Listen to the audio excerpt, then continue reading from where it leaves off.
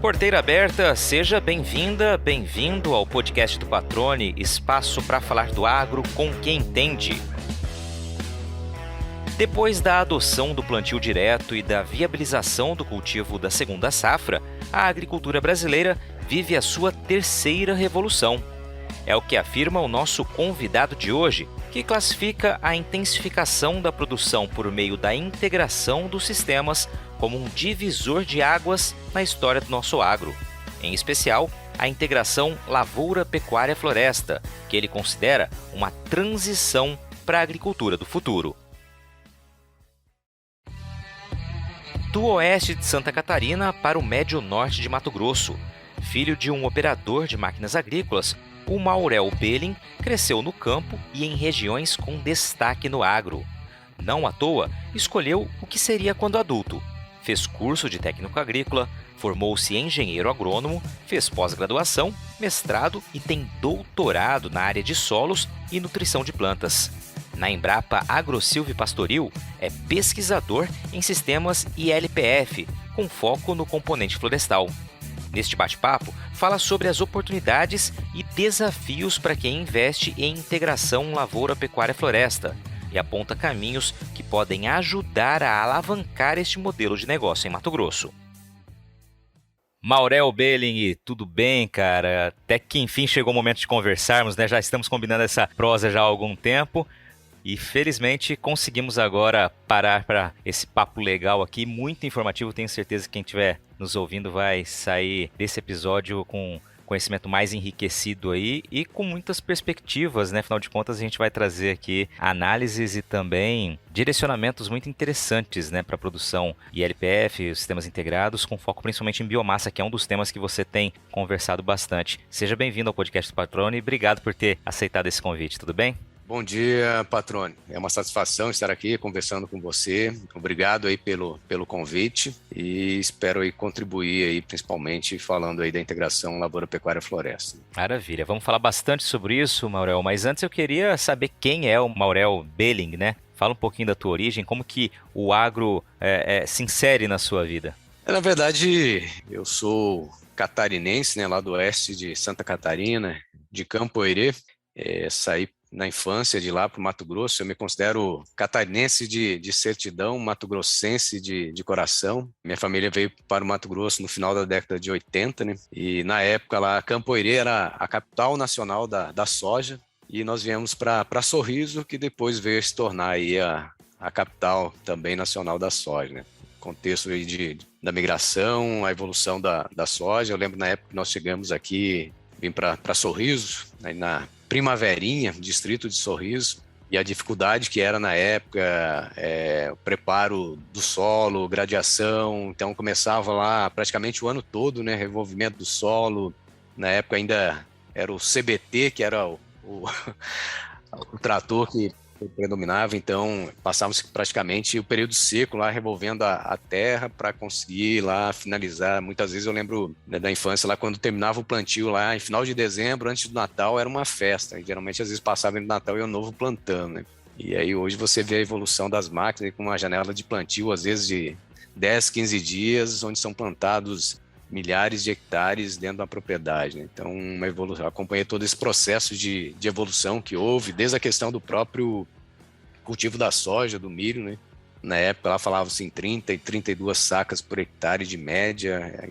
À medida que essas produtividades foram se elevando, aí eu lembro que um marco muito grande foi quando as primeiras propriedades começaram a fechar médias acima de 40 sacas por hectare. E hoje nós estamos falando aí em média acima de 60 propriedades, algumas aí fechando média de 70 até 80 sacas por hectare. Tudo isso associado aí à tecnologia, né, a técnicas de cultivo, o próprio sistema de plantio direto, né, que veio também, trouxe um ganho muito grande. Aquela necessidade de revolvimento do solo, então, foi substituído aí por um cultivo mínimo, né, só preparando aqueles talhões que realmente tinham necessidade. Então teve todo um ganho aí em termos de insumos agrícolas, até mesmo de conhecimentos técnicos aí em relação ao cultivo, e isso também é atrelado ao próprio melhoramento genético, né, cultivares responsivas a essas tecnologias também. Muito legal. Então, assim, só para eu entender, você então é filho de agricultores. O meu pai, ele é trabalhador, ele não era proprietário, ele trabalhava em fazendas, né, era operador de máquinas, e eu fui criado no meio.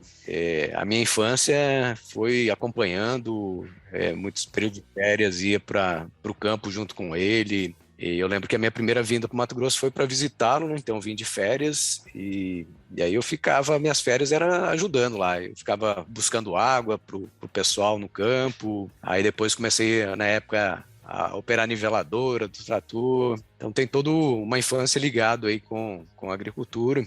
E o patrão do meu pai, ele era engenheiro agrônomo, e isso foi que me inspirou, né, depois a seguir carreira, estudar. Então depois fui fazer o técnico em agropecuária na Escola Agrotécnica Federal lá de São Vicente, aí na Serra, próximo a Cuiabá. Aí durante o técnico foi uma formação muito interessante, porque o lema da escola era aprender a fazer fazendo. Então, na época, nós tínhamos uma formação técnica muito intensa, era internato, então nós ficamos lá, vivenciamos isso de forma bem, bem intensa, né? O dia a dia, tinha inclusive as escalas de final de semana, a escola basicamente era mantida pelos alunos, desde cultivo das hortaliças, ordenha, cultivos de grãos, era praticamente toda feita pelos alunos. Então, foi um período de aprendizado muito intenso, e uma coisa interessante porque durante o técnico a maioria dos meus professores eram formados em licenciatura em ciências agrárias. Na época eram duas universidades, era a Federal Rural do Rio de Janeiro e a Federal Rural do Pernambuco, que tinham cursos de licenciatura. Então eu passei 3 anos ouvindo falar da Rural do Rio de Janeiro, que era famosa por uma das primeiras escolas, na Escola Nacional de Agronomia. Então eu fiquei focado que eu queria fazer agronomia na Rural do Rio de Janeiro. Então terminei o técnico, fiz o primeiro vestibular, acabei não passando, aí acabei indo para o Espírito Santo fazendo um curso de especialização em zootecnia. Voltei para o Mato Grosso depois desse pós-técnico, trabalhei um tempo ali na região da Serra de Petrovina, na produção de sementes de soja. E aí no final de 97 eu voltei para Cuiabá, fiz um pré-vestibular intensivo, e aí onde eu prestei o vestibular para a Rural do Rio de Janeiro e acabei tendo êxito e fui para o Rio de Janeiro.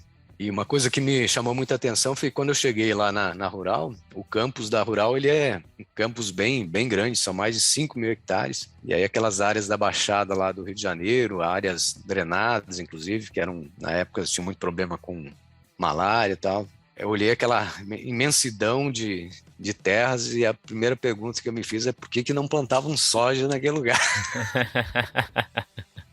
Já trouxe a vocação do Cerrado para lá, então, levou para lá, então. Muito bom. Você sabe que você falando do Instituto Federal ali, né, da Escola Técnica de São Vicente, né, outros colegas que conheço, né, que estão aí na agricultura há um bom tempo, que passaram por lá, falam com esse mesmo carinho que você falou ali, né, realmente quem passou por ali e está na atividade hoje já há um bom tempo, tem memórias muito boas ali, né, desse tempo de aprendizado e valoriza muito o que aprendeu lá, né, Maurel? Sim, certamente, porque a maioria que entrou lá eram adolescentes, jovens, e saíram profissionais formados, né, com uma bagagem técnica muito, muito grande e com expectativas de um estado em transformação, né, com oportunidades. Então muitos acabaram indo direto para o mercado de trabalho, alguns continuaram estudando e outros seguiram outros caminhos. Tenho colegas, por exemplo, que estão na política, em outros setores também, alguns se tornaram advogados. Então, com diferentes vocações, mas todos partiram de uma mesma base, né? E era um convívio muito intenso, né? Era em torno de 450 alunos internatos. Então, você imagine o desafio para uma direção de uma escola conseguir manter o convívio entre esses estudantes de forma harmônica e cumprindo com o seu papel da formação, não somente a formação técnica, mas uma formação também pessoal e humana ali muito intensa, né? Então todos nós temos um carinho muito grande porque nós se transformamos aí durante esse período, nesses 3 anos de vivência dentro da agrotécnica. Bom, aí você dá sequência aos seus estudos, forma-se ali em agronomia e também segue aí na carreira acadêmica por um bom tempo, né? Chegando ao doutorado. Fala um pouquinho, resumidamente, aí dessa trajetória pós-universidade. Eu fui para a Rural, né, fiz a graduação. No final da graduação, a minha intenção era até voltar para o Mato Grosso. Isso foi lá em 2003, quando eu me formei em maio de 2013, mas consequência de algumas greves que houveram, atrasou um pouco, era para ter formado no final de 2002. E aqui no estado estava, na época, uma crise muito grande, não havia perspectivas de contratação, o setor do agro estava passando por momentos bem difíceis. E aí eu decidi, como eu já tinha seguido a questão da iniciação científica durante a graduação, então tinha oportunidade de fazer a pós-graduação. Então, em função daquele momento atípico, eu decidi seguir para a pós-graduação, fazer um mestrado. Era na área de ciências do solo, esperando melhoras no setor para futuras oportunidades de retornar para o Mato Grosso. E aí, nesses 2 anos de mestrado, né, a situação ainda não foi tão boa, favorável, a crise ainda persistia, eu decidi já ingressar diretamente para o doutorado. Então, eu fiz a graduação e o mestrado na Rural do Rio de Janeiro e o doutorado acabei indo para Viçosa. E aí talvez foi a grande guinada aí que eu dei na minha carreira acadêmica, porque a minha pretensão quando eu fui para Viçosa era trabalhar com sistemas de recomendação de calagem e adubação para a soja, até pela minha familiaridade com a cultura, tal, pela vivência e até mesmo a questão do estado do Mato Grosso. E aí o meu orientador, ele tinha... Quando eu cheguei em Viçosa, nos primeiros meses, meu orientador tinha vindo para o Mato Grosso apresentar os resultados de um projeto que ele tinha da mesma linha para a Teca. E aí ele voltou colocando que a empresa na qual o projeto estava sendo desenvolvido, ela tinha interesse em dar continuidade nesse projeto de desenvolvimento do sistema para recomendação de adubação para a Teca. Ele me colocou como uma oportunidade, se eu tinha interesse em desenvolver esse projeto, e se caso não fosse meu interesse, nós iríamos focar na soja. É claro que quando a gente vive de pesquisa e tal, muitas vezes a oportunidade de um agente financiador para o projeto é uma coisa que pesa muito. Então, como havia esse interesse da empresa na continuidade do projeto, e aí fiz uma análise comparando, pensando em questão de modelagem, de modelos de crescimento, quando eu comparava uma cultura anual com uma cultura perene, como a teca, com um ciclo de 20, 25 anos, eu achei muito mais desafiador. E acabei topando esse desafio. Então, meu projeto de doutorado foi com a Teca. A empresa era Tectona Florestal, lá de Tangará da Serra. Então, eu vinha para o Mato Grosso, fazia as avaliações e coletas e voltava para Viçosa para fazer o processamento de dados. E aí foi aí onde que realmente eu comecei a me aprofundar mais com relação a essa parte da silvicultura, né, pensando aí no componente florestal dentro dos sistemas integrados. Então, depois eu terminei o doutorado, a minha esposa estava em Piracicaba fazendo doutorado, eu acabei indo para Piracicaba, passei um tempo no departamento de florestas lá da Exalc, desenvolvendo alguns trabalhos junto com o Sr. Leonardo Gonçalves e com o pessoal do CIRAD, muito focado na parte de eucalipto. E aí, nesse meio tempo, aí surgiu o concurso da Embrapa. Mas aí foi interessante, foi como que eu fiquei sabendo do concurso da Embrapa, né? Havia uma vaga da Syngenta para pesquisador, a vaga era para Lucas do Rio Verde, e eu fui fazer essa entrevista, foi lá em Uberlândia, então saí de Piracicaba à noite, no outro dia estava lá em Uberlândia, cheguei lá no hotel onde era a entrevista e tal, aí na primeira fase foi a parte mais técnica e tal, e aí a segunda etapa era com o CEO lá da empresa responsável pela contratação. E aí, durante o processo da entrevista, ele fez várias perguntas, inclusive quanto à minha origem, a questão de eu ser do Mato Grosso e tal. Mas aí teve uma última pergunta que foi realmente a pergunta que acabou. Ele comentou, você está sabendo que vai ter uma unidade da Embrapa lá no Mato Grosso? E se você passar no concurso da Embrapa, você irá nos abandonar? Resultado, eu não passei na entrevista da Syngenta. E posteriormente, felizmente, eu acabei ingressando na Embrapa Agro Silvopastoril em Sinop. Então, de forma resumida, aí, a minha história acadêmica e até chegar na Embrapa foi essa. Então, eu tive a oportunidade de retornar, né, para a minha região de origem, né, de coração, para um centro focado aí no matemática, né, sistemas de integração lavoura, pecuária, floresta, justamente contrapondo a questão da monocultura, trazendo aí uma alternativa, né, para a gente poder produzir mais, impactando menos o ambiente, trazendo aí benefícios aí para o sistema de produção. E aí, então, toda essa minha bagagem, né, desde a formação do técnico agropecuária, essa minha passagem pela área de solos e a minha formação doutoral, mais na pós-graduação com a parte civicultural, isso me dá uma visão mais holística em relação aos sistemas. O meu foco são os sistemas de integração lavoura, pecuária, floresta, mas o meu foco principal é o componente florestal e o componente solo. Então,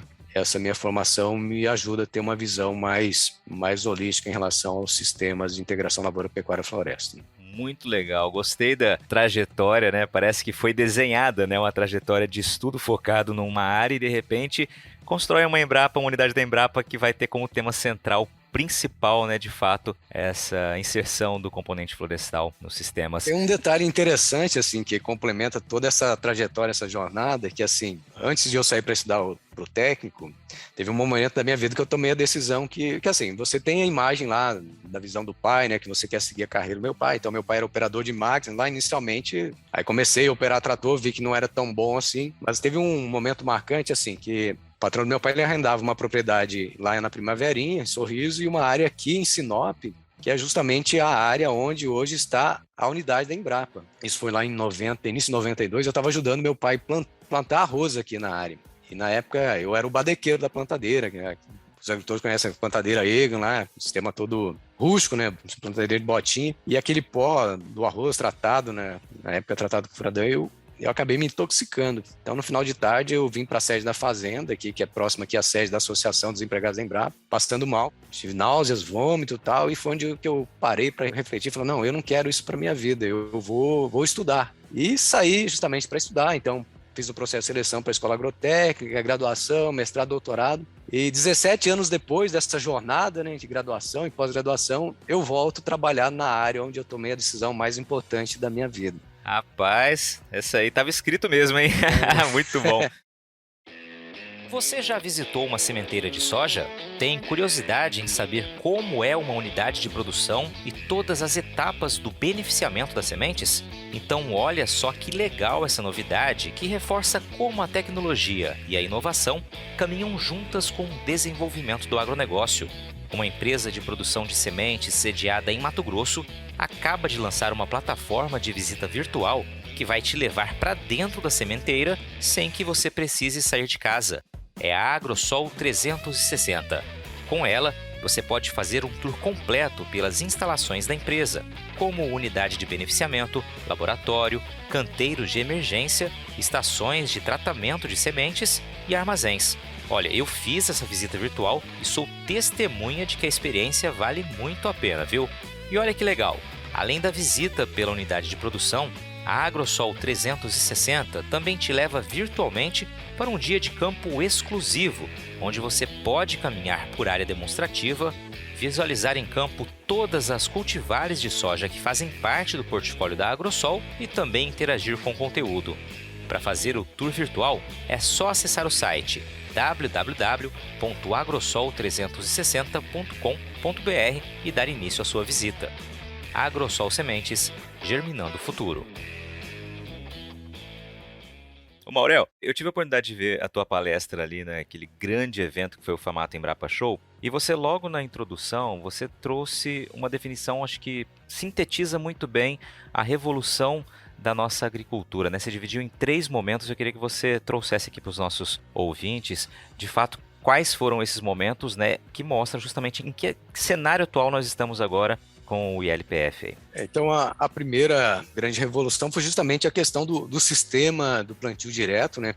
Pela própria necessidade que os produtores tinham lá na década de 70, grandes problemas, principalmente lá na região do Oeste do Paraná, Santa Catarina, questão de degradação do solo, processos erosivos intensos, e então havia necessidade de trazer uma resposta para aquele problema, porque assim, a degradação de solo é um caminho praticamente sem volta, né? O custo para você recuperar um solo depois degradado é enorme, né? Então é muito salutar você investir na prevenção de evitar esse problema. Então, na época lá, produtores, pesquisadores estabeleceram aí o sistema de plantio direto, que foi um grande marco que possibilitou aí produzir e conseguindo preservar o principal patrimônio do produtor, que é o solo.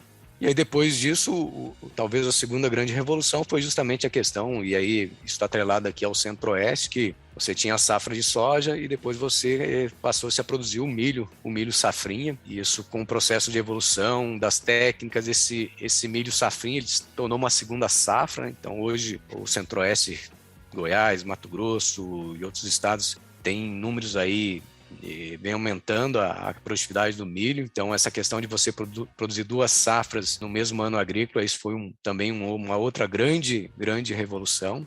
E é claro que à medida que você vai intensificando, você vai usando uma quantidade muito grande de insumos para produzir, você acaba tendo uma pressão muito grande, aí você começa a ter alguns outros problemas, a questão de desequilíbrio de pragas, de doenças, e aí começa a buscar outras alternativas para trazer respostas aí até para você conseguir minimizar esses problemas que acabam ocorrendo desse processo de intensificação, né?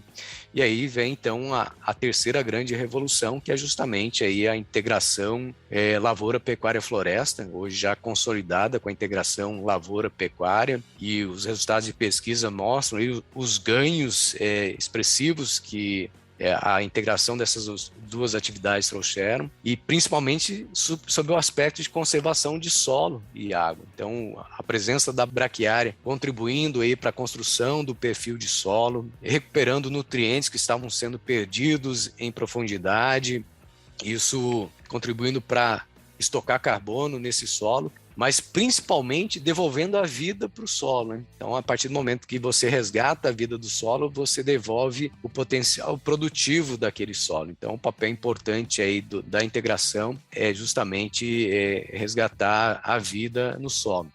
Então, nesse primeiro momento, aí, a lavoura, a pecuária contribuindo com esse processo. E aí vem também toda uma pressão com essa questão da sustentabilidade, né? De sistemas que impactem menos o ambiente. A gente vê muito falar em sistemas mais sustentáveis. Eu, particularmente, eu tenho restrições com esse mais sustentável, porque nós temos dificuldade até mesmo para definir o que seria sustentável, porque a sustentabilidade ela não vai ser aferida por nós, serão as gerações futuras que vão dizer se nós fomos exitosos ou não em termos. Então eu prefiro falar em sistemas mais amigáveis, sistemas que impactem menos o ambiente, e aí falando em LPF, nós estamos falando em um ecossistema de produção. Hoje eu estou fazendo um planejamento pensando na propriedade como um todo, fazendo uma ponte entre aquelas áreas de preservação permanente, a reserva legal e aquele sistema produtivo. E aí vem hoje a palavra de ordem, né? A sustentabilidade já não é tão falado quanto a questão da descarbonização da agricultura. Então, o sistema de integração lavoura, pecuária e floresta, eles têm um papel importante nesse processo de descarbonização. E aí vem aí num segundo momento aí a inserção do componente florestal aí tendo um papel importante aí nesse processo de descarbonização da agricultura. É claro que a integração lavoura, pecuária e floresta é uma das ferramentas que nós temos aí de intensificação em busca da sustentabilidade. Tem uma série de outras estratégias de produção, de outras formas que também cumprem esse papel e são importantes tanto quanto aí nesse processo de descarbonização da agricultura. E eu vejo aí a integração lavoura, pecuária e floresta como uma transição para uma agricultura do futuro, porque ela está em definição ainda. Nós estamos buscando aí qual que vai ser o modelo que melhor se adequa, e talvez não só um modelo, vamos ter vários modelos aí que se aproximam mais de uma agricultura mais amigável, com um equilíbrio aí, e eu acho que nós temos que ter uma preocupação muito grande, justamente nós conseguirmos manter a nossa capacidade de produzir alimento para as gerações futuras. Excelente. E aí, pegando um gancho aqui, quando você fala em sistemas integrados, né, existem vários modelos, vamos colocar assim, não sei se o termo está correto, de sistemas integrados, seria o mais tradicional, né, lavoura pecuária, que a gente vê numa área maior, né, ocupando uma área maior, o ILPF, que é a introdução da floresta junto à lavoura e pecuária. Depois nós temos também lavoura, floresta, pecuária, floresta, ou seja, tem vários modelos, né? E hoje o maior, evidentemente, é a integração lavoura-pecuária. Eu queria que você trouxesse números de como a gente tem hoje no Brasil esse diagnóstico, esse retrato aproximado, evidentemente, e de quanto disso seria ILPF. Então, hoje tem algumas projeções. O primeiro levantamento foi feito lá em 2016 pela CLAF, uma empresa que foi contratada pela rede ILPF. Lá em 2016 eram 11 milhões e meio. Hoje a estimativa é que estejam aí já ultrapassando os 17 milhões de hectares. E aí desses 17 milhões, predominantemente, pensando a ILPF como uma estratégia de produção que contempla aí as suas 4 modalidades, a lavoura-pecuária, a pecuária-floresta, a lavoura-floresta e aquela modalidade mais intensa, onde contempla os 3 componentes. Então, considerando essa estratégia de produção, desses 17 milhões, em torno da média nacional, 83% predomina a lavoura pecuária. E nós teríamos aí os outros 17% com alguma outra modalidade que contemple o componente florestal. No caso do Mato Grosso, hoje já é uma estimativa em torno de um levantamento recente pelo projeto GeoABC da Embrapa Solos, no Rio de Janeiro, indicando que só de ILP o Mato Grosso já teria em torno de 2,6 milhões de hectares. E naquele levantamento da CLAFMA, 90% dessa área seria lá em 2016 de integração lavoura-pecuária. Então, mostrando que a gente já superou em muito aí a projeção de crescimento. Então, atualmente, aí já mais 2,6 milhões só de integração lavoura-pecuária. Se nós fosse considerar aquele levantamento da CLAFMA, teria em torno de 300 mil hectares com alguma modalidade com o F, mas eu não acredito que nós tenhamos tudo isso. Se nós considerarmos o perfil do produtor do Mato Grosso, o produtor típico de grãos, 99% adota ILP, então a adoção do F, grande parte ainda é pelo pecuarista. Eu acredito que nós temos uma projeção em torno de 25 a 50 mil hectares das modalidades com o F no estado. Mas a próxima etapa do projeto GeoABC é justamente fazer o levantamento daquelas áreas com o componente florestal. Aí nós vamos ter uma aferição desse número de forma mais exata de quantos hectares nós temos aí das modalidades com o componente florestal. Naquela mesma palestra que eu acompanhei sua no evento da Famato Embrapa, você destacou e achei muito interessante que para você ter uma inserção do componente florestal, você precisa definir qual a vocação desse componente florestal na região em que você está inserido, né? Queria que você falasse um pouquinho sobre isso, e você já trouxe ali naquela tua palestra, né, algo que realmente mostra qual é a nossa vocação aqui em Mato Grosso, pro F, né, da sigla aí. Nós temos aí as primeiras URTs implantadas aqui. O URT são as unidades de referência tecnológicas, foram implantadas até pela Embrapa Arroz e Feijão, lá capitaneada pelo Flávio Vruck. Então começou lá em 2004, a primeira com o F foi lá em 2008. Então, assim, ao longo desses quase 15 anos aí de experiências aí com os sistemas integrados no estado, nós aprendemos muito, né? E qual que era o grande gargalo que nós tínhamos quando nós nos falávamos com o F? Era justamente a questão de mercado. Então, quando o produtor ele inseriu o componente florestal, para quem seria destinado aquele produto? Então, assim, nós temos aqui dentro da unidade 2 grandes experimentos, um voltado para pecuária de corte, outro para pecuária de leite.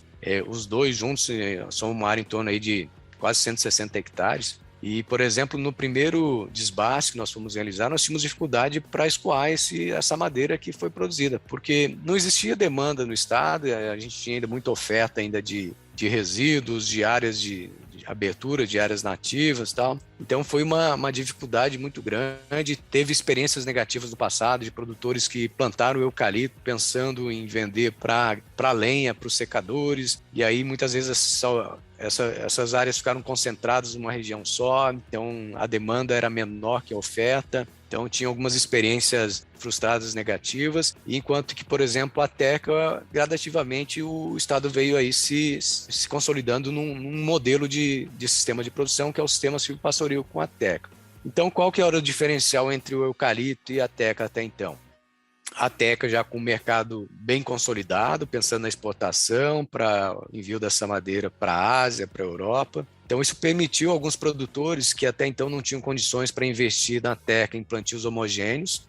O sistema silvopastoril permitiu, porque a pecuária amortizando esse custo de implantação e manutenção. E com uma expectativa de preços muito bom lá, pensando num produto de alto valor agregado. Então, nesse sistema, eu estou focado na produção de um volume individual e não em volume por área. Já o eucalipto, até então, nós tínhamos uma dúvida em relação a qual que seria o perfil do sistema do eucalipto para o estado. E aí, a partir de 2015, 2016, começou a se falar aí na questão das plantas de etanol de milho e tal. E aí, quando a primeira planta de etanol se implantou ali em Lucas do Rio Verde, o FS, esse cenário ele começou a se desenhar, ficar claro que é justamente a questão do eucalipto, a produção de biomassa para atender esses polos de de produção de etanol de milho. Então tem toda uma expectativa aí que essas plantas aí, quando instaladas aí ao todo, vão demandar só elas em torno de 300 mil hectares. Então, a partir desse momento que eu tenho uma demanda aquecida por biomassa, abre-se aí a oportunidade aí de pensarmos em sistemas ILPF focados para atender essa demanda. Então, são sistemas onde o foco é maximizar a produção de biomassa, né? Então, tem que ter arranjos, configurações que atendam essa demanda, então eu tenho que estar muito amarrado à questão de como que vai ser a colheita dessa biomassa, esse modal de colheita, de forma que eu consiga produzir uma biomassa competitiva. E aí vem outro grande desafio, que é um planejamento de médio e longo prazo. Então, embora hoje eu tenha um mercado aquecido, essas indústrias buscando aí biomassa a 500, 600 quilômetros, daqui a 6, 10 anos, como que esse mercado, aí, a partir do momento que regularizar essa oferta, como que essa biomassa ela vai estar inserida nesse contexto. Então, certamente, ela vai ter que estar num raio próximo a esses polos consumidores, né? Então, já tem um levantamento feito pelo IMEA, que o produtor tem que estar aí num raio de 150, 200 quilômetros dessa indústria. Eu tenho que ter um desenho, um arranjo aí desse sistema de produção que ele viabiliza a colheita mecanizada, tem um rendimento operacional, isso é possível, é claro, nós já temos aí números, dados que permitem dimensionar esse sistema para produzir essa biomassa com rendimento operacional. Então, o Mato Grosso, ao longo dessa uma década e meia, ele consolidou a sua vocação aí, justamente aí o sistema silvopastoril, onde a teca é o carro-chefe, e o eucalipto aí, pensando para a produção de biomassa, para atender esses polos de produção de biomassa. É claro que não quer dizer que o eucalipto não possa ser utilizado num outro arranjo, numa outra configuração, às vezes uma demanda menor para lenha, onde vai ser colhida de motosserra e tal. Aí eu tenho uma flexibilidade até maior aí de arranjo, configurações, e é claro, sempre focando aí, por exemplo, às vezes um produtor de leite, eu vou dimensionar o meu sistema de forma que eu não vá tirar o ganha-pão diário dele, e as aves vão adicionar uma receita para aquele produtor. Então tem sempre uma preocupação muito grande, justamente de não gerar uma frustração para o produtor que adotar aquele sistema. Como eu coloquei na apresentação lá, se certamente nós tivéssemos sido exitosos, nós tivéssemos mais de 300 mil hectares no estado com alguma das modalidades com F, nós teríamos gerado uma certa frustração, teríamos produtores insatisfeitos e muito provavelmente queimando a tecnologia. Então é até salutar que a adoção dessas modalidades que contemplem com componente florestal, elas aconteçam de forma mais lenta, mais gradativa, porque também a gente depende até de profissionais capacitados para dar assistência técnica para esse produtor. Então nós temos ainda poucos profissionais aí para atender toda essa demanda. À medida que vão crescendo esse mercado, os profissionais também vão tendo profissionais preparados aí para atender essa demanda, e aí nós vamos conseguir ampliar isso de forma exitosa, né? Sem gerarmos aí frustrações e sem queimarmos essa tecnologia que tem um papel aí e um potencial muito grande aí para contribuir justamente nesse caminho aí da descarbonização aí da agricultura, da pecuária. O que eu acho muito interessante nessa sua análise é que, de fato, a gente sabe que tem uma demanda consolidada e crescente, né? Os números mostram isso, os estudos, a agroindústria crescendo aqui em Mato Grosso, especialmente no que diz respeito à conversão, né, a transformação do milho em etanol e gerando essa demanda por biomassa. A gente vê um horizonte promissor ali para frente e justamente nesse momento anterior a gente enxergar e vivenciar esse cenário, todo o estudo que foi feito, né, por vocês aí na Embrapa, ou seja, realmente agora a gente tem as ferramentas e a orientação necessária para que de fato esse crescimento seja pautado em conhecimento e o que vai gerar, claro, resultados mais assertivos. Bom, Maurel, só para a gente aproveitar esse momento aqui, eu queria que você me dissesse aproximadamente, né, reforçasse aqui qual o tamanho hoje estimado da nossa área de eucalipto, você chegou a comentar ali, mas vamos reforçar isso, e teca, e se as nossas projeções pautadas nessa demanda se forem confirmadas, a gente está olhando um horizonte nos próximos 10 anos aí para chegar a quanto? Então, a área atual hoje do eucalipto, o levantamento em um relatório do IBÁ 2019, seriam 189 mil hectares. O IMEA fez um levantamento recente, essa área reduziu consideravelmente, porque já estão processando, né, essa biomassa, então está, se não me engano, em torno de 130 mil hectares, mas está ocorrendo aí o plantio de áreas novas, né? As empresas estão plantando, por exemplo, a FS fomentando o plantio de eucalipto. Então, tem uma projeção de retomada da reposição dessas áreas que foram cortadas e ampliação para atender a demanda. E a teca em torno de 68 mil hectares. Mato Grosso aí é o maior produtor de teca do Brasil. Em termos com sistema silvopastoril, chega em torno de aproximadamente uns 5 mil hectares. Mas então tem toda uma projeção aí de crescimento da área plantada com eucalipto, principalmente. Então, se todas as plantas de etanol de milho aí, então as que estão instaladas e as que estão em construção, por exemplo, a FS tem uma em construção em Primavera do Leste, está iniciando as obras em Querência. Tem outra planta prevista para a região de Campo Novo do Parecis. Então, se todas essas unidades aí, a expectativa é que elas demandem em torno de 300 mil hectares aí nos próximos 10 anos para atender essa demanda. Isso sem contar as outras usinas menores, aquelas usinas flex. Temos que considerar também a questão dos secadores de grãos, que eles estão também demandando biomassa e há uma pressão cada vez maior pela origem dessa biomassa. Então, aquelas biomassas alternativas, oriundas de áreas de supressão ou alguma outra área que tenha algum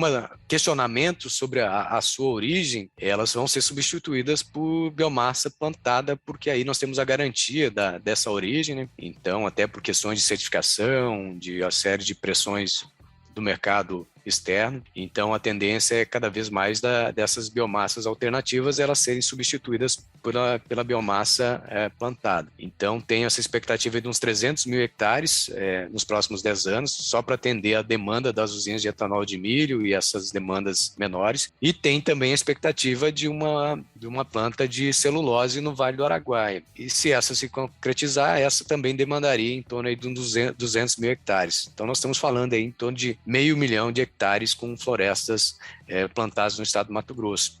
E isso é importante porque a partir do momento que eu tenho uma cadeia bem estabelecida de uma cultura na parte silvicultural, então a partir do momento que a silvicultura do eucalipto ela se consolida no estado, ela abre a oportunidade para os sistemas integrados. Porque a partir do momento que eu tenho uma cadeia já definida, o exemplo da teca, ela possibilita essa expansão para os sistemas integrados, porque isso traz já um know-how, traz profissionais que têm conhecimento com a parte silvicultural, que facilitam aí, então, a condução dentro do sistema. Então, esse crescimento do monocultivo aí do eucalipto no estado vai nos abrir oportunidades aí justamente para a expansão dos sistemas integrados com o componente florestal. Muito legal. Só vou fazer um parênteses aqui, quem estiver nos ouvindo e quiser saber um pouco mais sobre esse tema, o episódio 31 do podcast do Patrone, a gente conversou com o Fausto Takizawa, que é da Área Floresta, Associação dos Reflorestadores aqui de Mato Grosso. O título do episódio foi De Biomassa à Madeira Nobre. Ele falou exatamente um pouquinho sobre esse cenário que o Maurel comentou aqui. Você está ouvindo o podcast do Patrone, agroinformação com quem entende. Agora, Maurel, vamos lá. Eu sou um produtor rural, estou acompanhando aqui a tua entrevista e me interessei. Quero produzir com foco em biomassa, pensando aí no eucalipto, que tem um horizonte aí, né, mais curto, né, se a gente comparar com o período aí de corte da teca, né? O que eu devo levar em consideração? De que maneira eu tenho que observar minha área, na minha propriedade, para fazer esse cultivo da maneira mais correta possível para atender a essa demanda? Você, um momento atrás, falou que preciso ver o arranjo, a questão de espaçamento, enfim. Tem alguns pontos técnicos que precisam ser levados em consideração. Aqui o produtor deve ficar atento. Então, patrão, tem aí uma série de perguntas que precisam ser respondidas, né, na definição desse arranjo. Então, precisa de um levantamento de uma série de informações, né, desse produtor. Aí, o primeiro ponto eu acho que é crucial essa questão da localização, se ele está num raio aí próximo, né, essas usinas aí de etanol. Então, primeiro ponto ele estando dentro desse raio aí, então é viável ele investir justamente num sistema pensando na produção de biomassa. Segundo ponto, aí vem a questão das características da propriedade, se ele vai integrar com a lavoura, se ele vai integrar só com a pecuária, qual que é o propósito, definido bem claro, né? Então, no caso, nesses arranjos para a biomassa, o componente florestal ele vai ser o carro-chefe do sistema, então eu vou dimensionar esse sistema de forma que eu atenda essa produção de biomassa, então eu vou ter uma densidade maior de árvores por hectare. Então, embora ele perca um pouco, seja na produção de grão, seja na produção da pecuária, a receita gerada pelas árvores ela vai substituir essa receita perdida, e o que importa mesmo é no final lá o somatório da receita gerada do sistema de produção, e é o que torna interessante. Mas aí nesse planejamento tem que ter desde o tipo de solo, né? Se é um solo de textura média, se é um solo de textura arenosa, se esse solo ele é um solo plano, se é um solo declivoso, então isso vai definir se é um solo, um relevo movimentado obrigatoriamente, esse arranjo, as árvores vão ser em nível, né? Sempre priorizando a conservação de solo e água. E aí, por exemplo, o parque de máquinas da propriedade,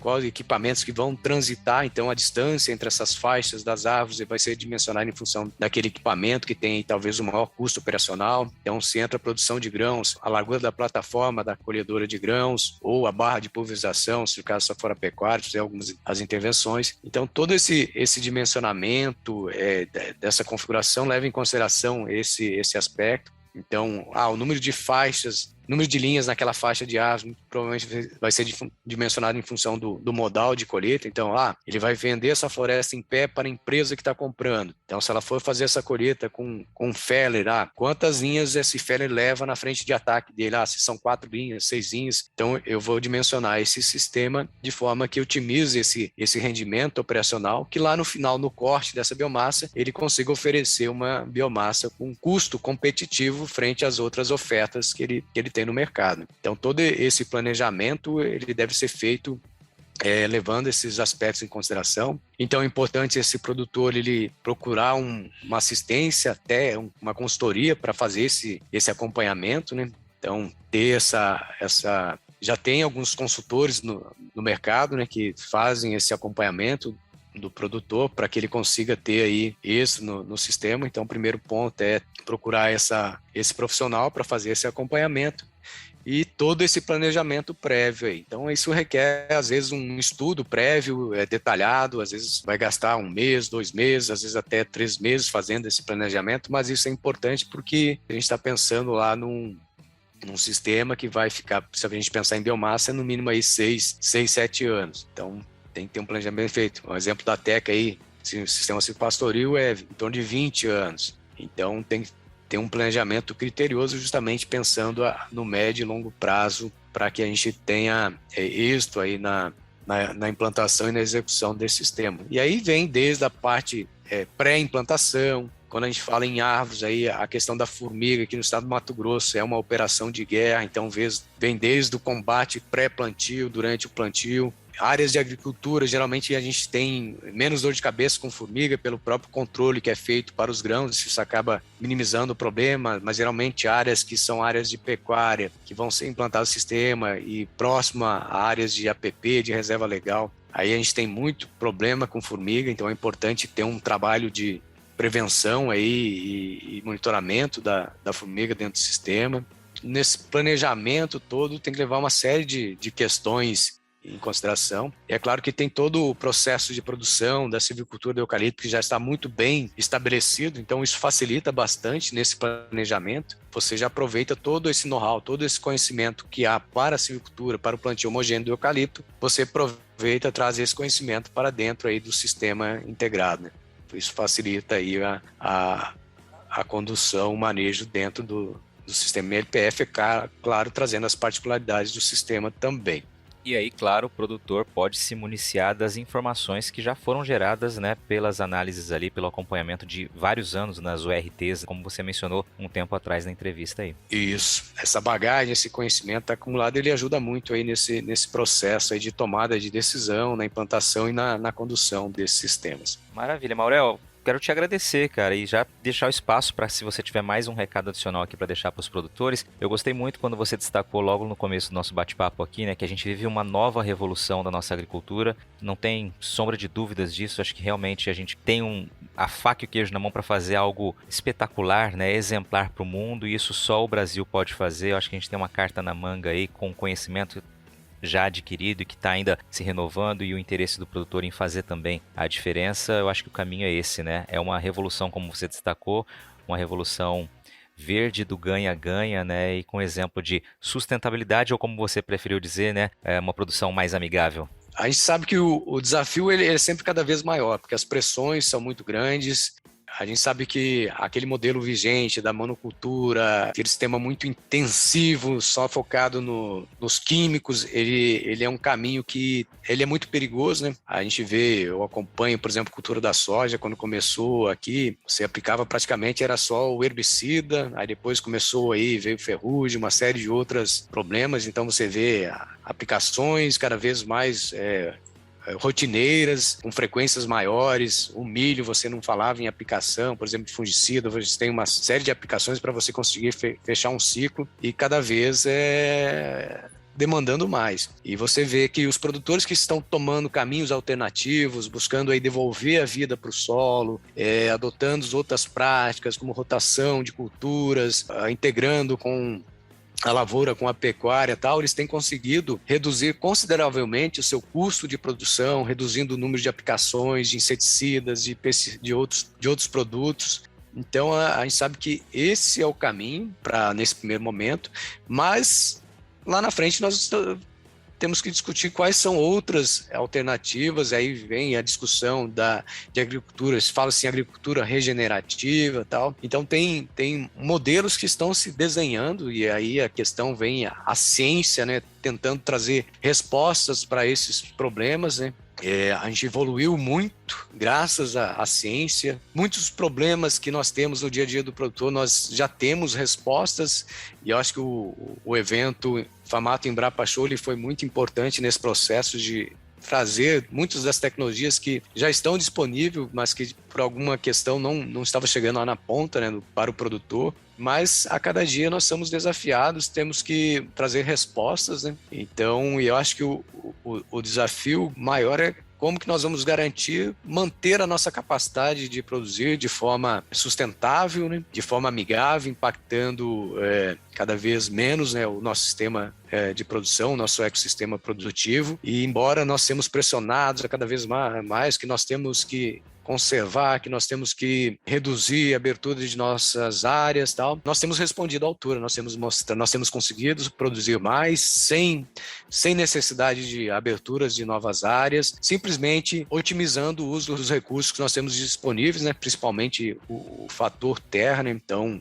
áreas onde produzia-se lá, por exemplo, na pecuária, área em algum grau de degradação com menos de 1 UA por hectare, onde hoje consegue-se 3, 4 UA, e os números mostrando que tem potencial para 8, até mais. E um resultado que me chamou muita atenção, que foi justamente a evolução da área de pecuária no estado do Mato Grosso nos últimos anos. Os números mostram que a área de pecuária tem diminuído e o rebanho bovino tem aumentado. Então, mostrando aí que nós estamos nos tornando eficiente a cada dia, e o pecuarista talvez seja o que esteja mais pressionado nesse processo. O agricultor, de certa forma, ele vê a fotografia dele lá, digamos assim, mais bonita nesse cenário, que ele tem a área de APP preservada, ele cumpre lá o Código Florestal, a reserva legal, mas o pecuarista ele tem uma imagem de áreas degradadas, com pouco eficiente. É claro que nós temos exemplos muito bons de pecuaristas extremamente eficientes, mas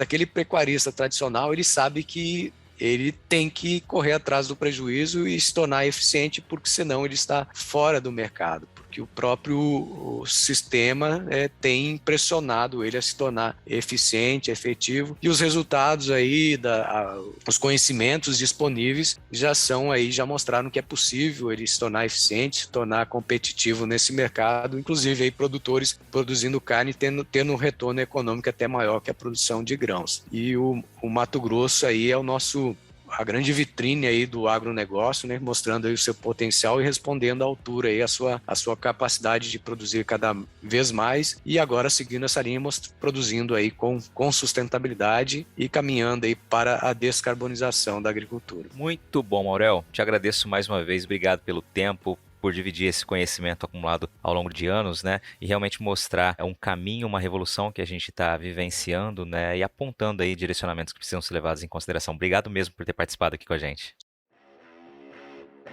E aí, gostou do bate-papo? Então dá aquela força e compartilha essa entrevista com os seus contatos. E olha, aproveita para mandar aquele feedback dizendo o que você está achando do podcast do Patrone. Pode criticar, elogiar, sugerir temas e pessoas para dividir boas histórias aqui nos próximos episódios. É só enviar uma mensagem lá no Instagram para @LuizPatrone que a gente troca uma ideia, viu? Então, gente, sucesso da porteira para dentro, força e fé da porteira para fora e vamos que vamos! Você ouviu o podcast do Patrone, agroinformação com quem entende.